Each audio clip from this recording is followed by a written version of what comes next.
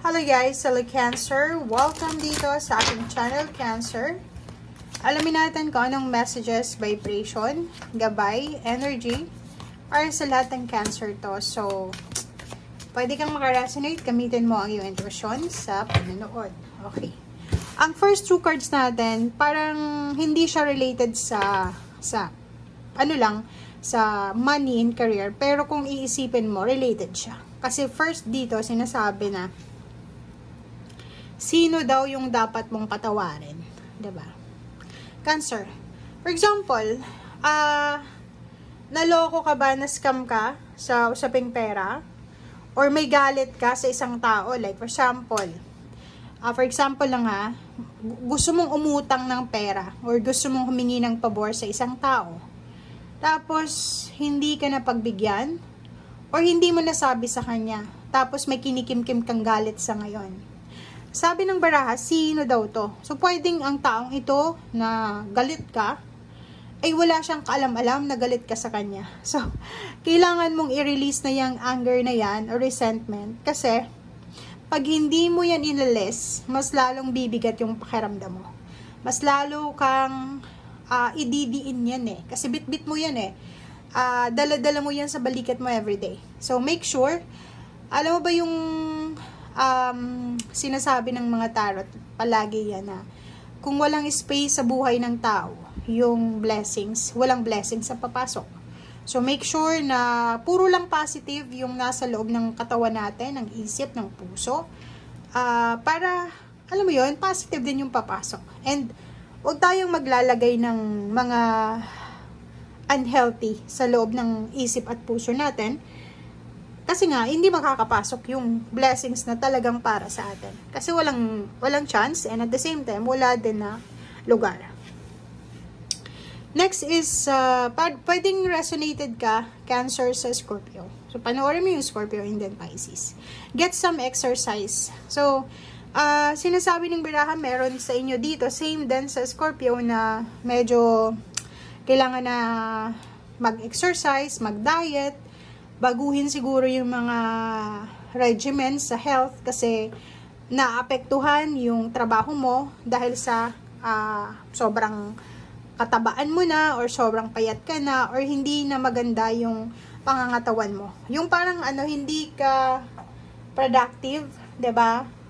Hindi tulad dati na productive ka kasi healthy ka, parang ganun. So, this month ng June, make sure na bigyan mo ng pansin etong health mo. Kasi health is wealth eh, ba? Diba?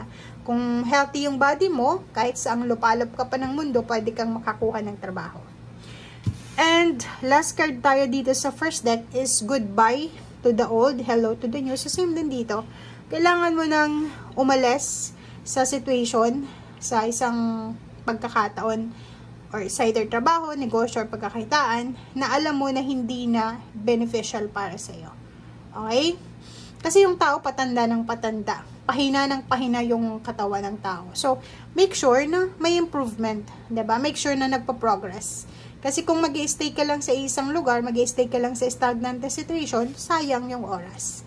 Okay? So, goodbye to the old, hello to the new. Ano man yan na gusto mong umalis na or gusto mong baguhin na.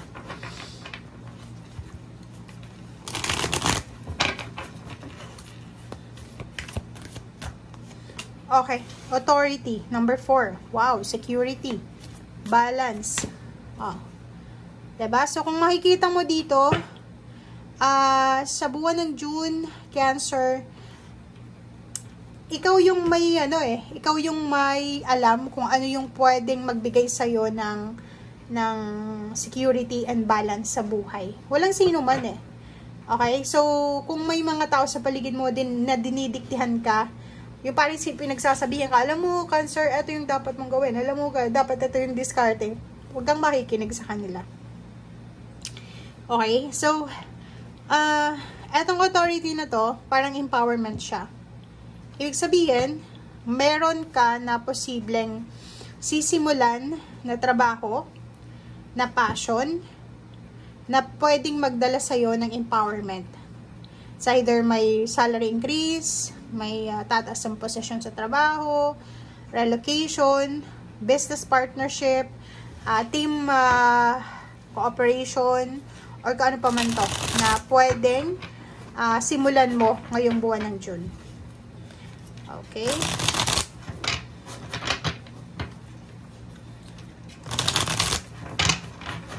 Parang ang sinasabi ng bara, ano man itong sisimulan mo or ginagawa mo ngayong buwan ng June, sobrang magiging passionate ka dito. Kasi gusto mo eh, 'di ba? Parang ito yung hilig mo, ito yung passion mo. So, pwede din na yung mga hobbies nyo, pwede nyong pagkakitaan yung passion nyo. Okay. So, nakikita din natin dito na para sa buwan ng June, sobra-sobra yung focus nyo sa new beginnings. Parang, alam mo yun, may trabaho ka na, pero nagre-research ka pa ng mas mataas na sweldo, mas stable na company, parang ganun. So, yun yung focus mo eh. I-strike mo talaga lahat eh. Parang sinasabi ng barahan na hahanapin mo kung saan talaga yung gusto mo or yung interest mo. Kung saan ka masaya or kung saan ka talaga makakakuha ng stability and security. Okay. So, 9 of Swords. Sinasabi ng barahan sa'yo dito, oh. Meron dito sa inyo na mga Cancer na siguro medyo hindi makatulog sa gabi kasi kailangan nyo mag-strategize, 'di ba? Meron sa inyo na natatakot kayo eh. Like for example, nawalan ka ng trabaho or medyo nabawasan yung schedule mo sa trabaho, nabago yung schedule, or nawala yung overtime, or nawala yung weekend na work. Syempre mag-aalala ka. Hindi ka makatulog sa gabi. So, ang focus mo ngayon, lalo na kung nabawasan yung sweldo mo every month, or maraming expenses, ang magiging focus mo ngayon is kung paano mo ma-resolve itong issue na to. So, yun yung focus mo eh, yung makaalis ka dyan sa situation na yan.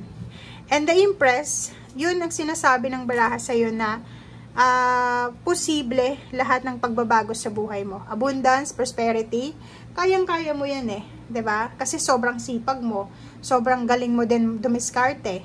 Ang sabi lang sa'yo dito ng Empress na yun na nga, make sure na inaalagaan mo ang sarili mo. Physical body huwag mong i-take for granted itong reading na to eh.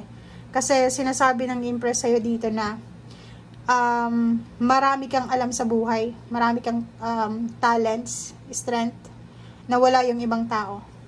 Ang problema lang dito, mabilis kang umaksyon eh. Mabilis kang magtrabaho. Like yung trabaho na for 1 week, ginagawa mo lang siyang 2 days or 1 day. Parang gano'n. So, pwedeng ma-sacrifice dito yung physical health mo. So, kailangan balance. May time ka magtrabaho, may time ka sa diskarte, may time ka sa pamilya, and at the same time, marami kang oras sa health mo, sa physical health. Kumain ng tama, mag-exercise, matulog ng tama, umiwas sa bisyo, parang ganun. So, yan guys ang sinasabi ng baraha sa inyo. Kasi maraming mag-o-offer sa'yo ng opportunities eh. Diba? Kasi alam nila, masipag ka, magaling ka. But if yung katawan mo yung sumurrender na, wala nang offer. So, make sure na balance eh. Okay? May nagtatrabaho ka, pero mahal mo yung sarili mo. Okay? So, thank you guys and see you again. Bye!